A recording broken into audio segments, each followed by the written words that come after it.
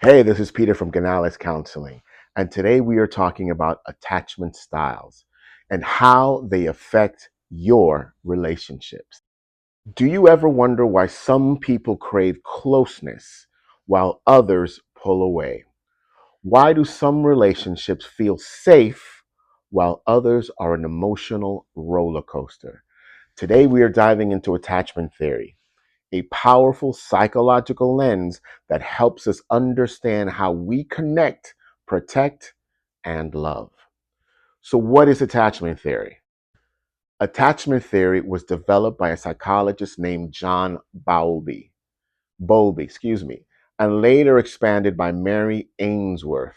It suggests that the way we bonded with our earliest caregivers, especially in childhood, shapes how we relate to others in adulthood. These early patterns become our emotional blueprints. The good news, they're not fixed. With awareness and healing, they can change. Here are the four main attachment styles. Number one, secure attachment. People with a secure attachment style are both comfortable with intimacy and independence. They tend to trust easily, communicate openly, and don't fear being too close or too distant. In their childhood, caregivers were emotionally available, consistent, and responsive. In their relationships, they show up, they're dependable, emotionally balanced, and open to vulnerability. Number two, anxious attachment, also known as preoccupied. Do you constantly worry your partner might leave? Feel like you're too much?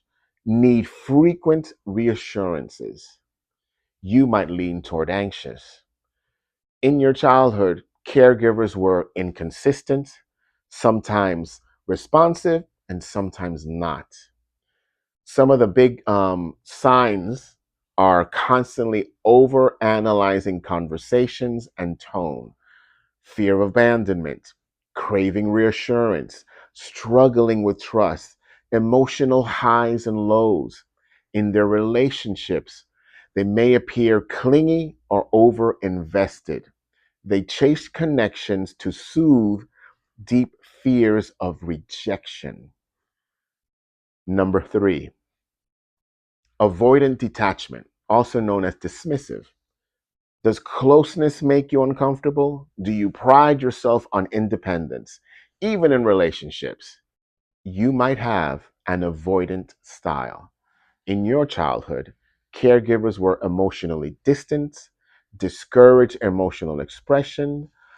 Some signs now could be pulling away when things get too close, feeling smothered by emotional needs.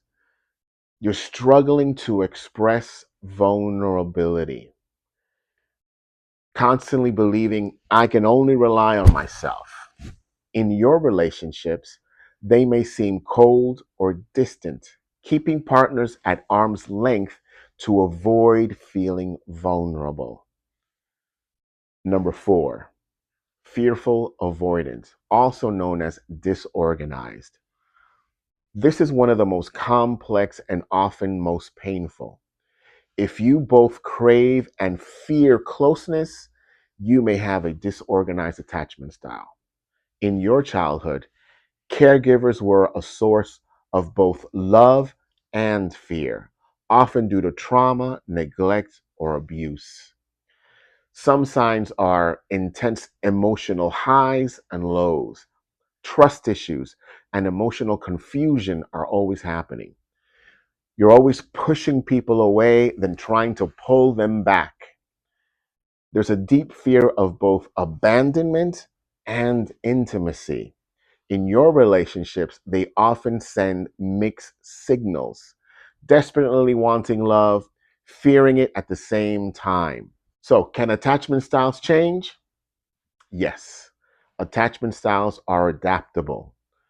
With therapy, self awareness, and an emotional safe relationships, you can move toward what's called earned secure attachment. Healing begins when you understand your patterns. You honor your unmet needs. You offer yourself the safety you didn't receive as a child. Some of the first steps towards healing can look like reflect on your origin stories. Where did these patterns begin? Try to gain insight and understanding why you do and react the way that you do.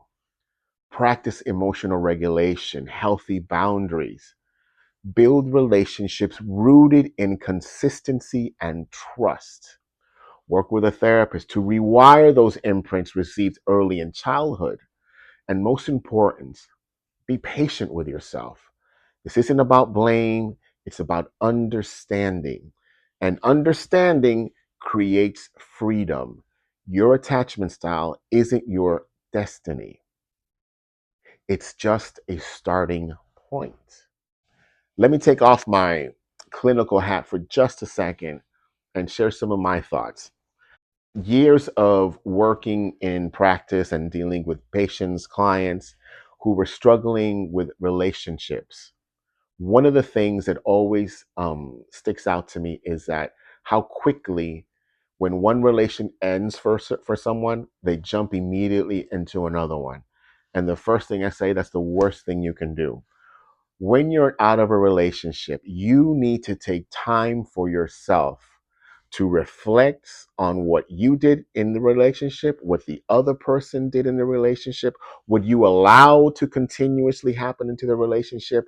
You need to really do a deep dive into introspection, gaining clarity, and gaining understanding why certain things happened the way they did. And here's the thing, if you don't do that, if you immediately end one relationship and jump into another one, like your life depended on it, that's a problem.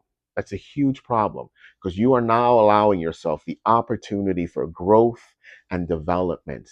So, what 9 times out of 10 I see happen, one relationship ends, it didn't work out, they jump into a new one, you have your honeymoon period, and then everything just goes downhill from there. Why? Because the same maladaptive patterns that you were either allowing in your last relationship or you yourself were doing in the last relationship are now taking place in the new relationship. There's this sense of, oh, I don't want to be alone, I fear loneliness. Listen, I get it. The key, the importance of being alone for a period of time is for growth, is for your benefit. You need to understand what your spirit is feeling, what it's going through, what it went through.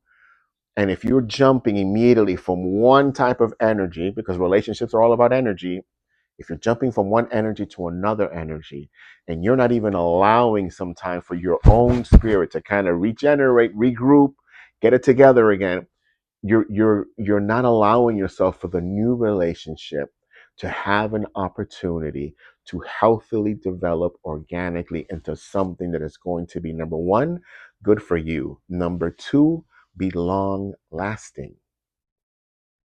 So allow yourself that break. Don't fear introspection. Don't fear being with your thoughts for a little while just to gain understanding. It's not a race. Just to, oh, on my next relationship, here it is, and put a put a check mark on the board. It's not about that.